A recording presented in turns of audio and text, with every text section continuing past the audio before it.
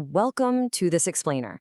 Today, we're jumping right into a scholarly, completely objective look at the staggering historical claims made by and about the Bible.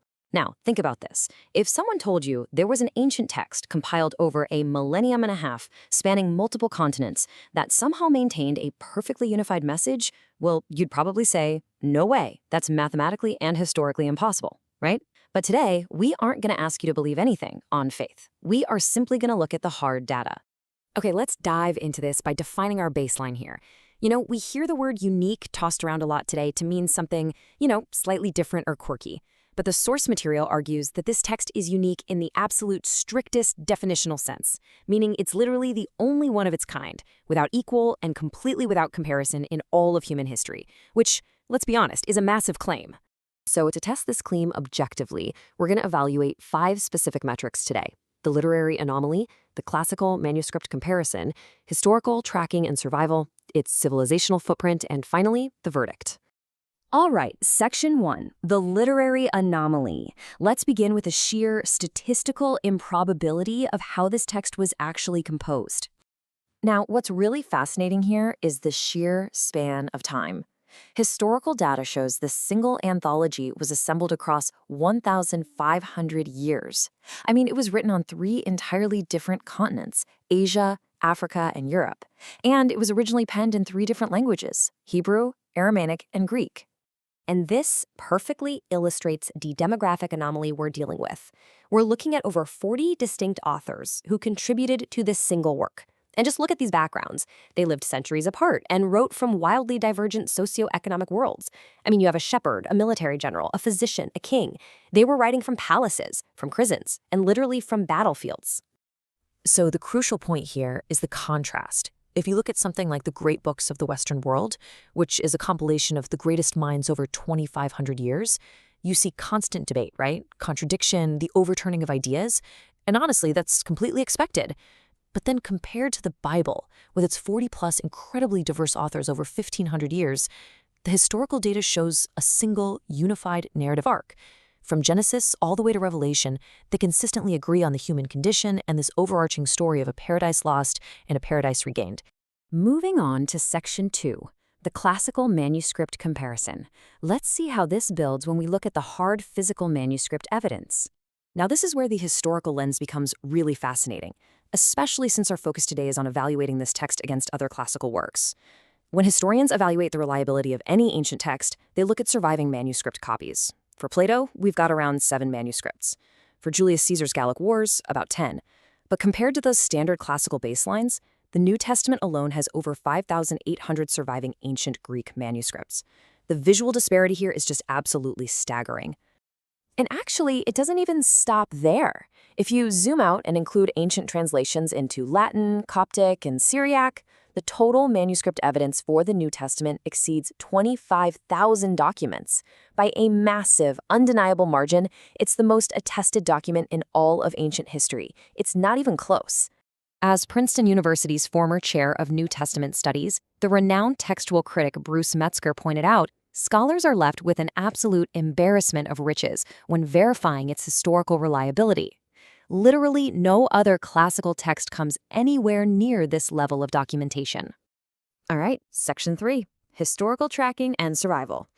We have to ask, does mere physical survival explain its impact, especially when massive empires actively tried to wipe it off the map? The source material highlights a profound historical irony here. Back in 303 AD, the Roman Emperor Diocletian issued an official edict of total destruction. He ordered all churches torn down and all Bibles burned. But then, a mere 25 years later, his successor, Emperor Constantine, was actually using government funds to commission the reproduction of 50 copies of that exact same text. It's crazy.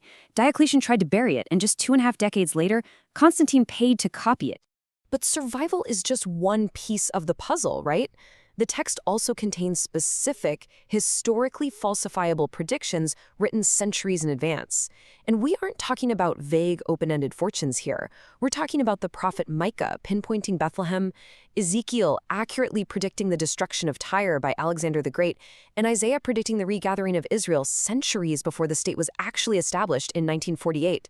To really help us grasp the sheer statistical probability of just one person fulfilling 8 of these specific prophecies purely by chance, a mathematician named Peter Stoner calculated the odds at 1 in 10 to the 17th power. To put that into perspective, he used this mind-bending analogy. Imagine covering the entire state of Texas 2 feet deep in silver dollars. Mark just one of them. Now blindfold a guy and have him wander the state to pick the marked coin on his very first try. That is the kind of mathematical improbability we are dealing with here.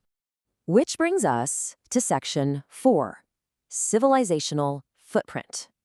So how exactly has this resilient, statistically anomalous text shaped the actual world you and I live in today?